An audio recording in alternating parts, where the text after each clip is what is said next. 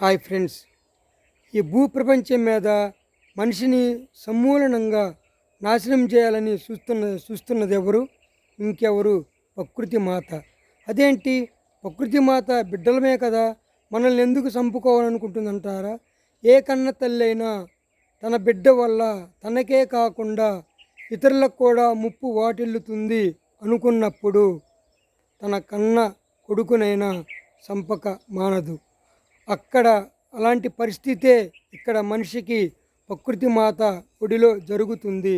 ఇతను చేసే చెడ్డ పనుల వల్ల ప్రకృతి మాతకే కాకుండా ప్రకృతిలో జీవించే పక్షులకి, జంతువులకి, జలచర రాశులకి, ఇతర ప్రాణికోటికి ముప్పు వాటిల్లబోతుంది.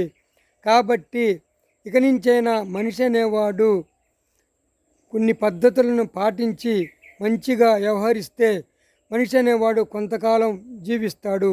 లేకపోతే మనిషి అనేవాడు ఈ భూప్రపంచమేనా సమూలంగా నాశనం అవుతాడు.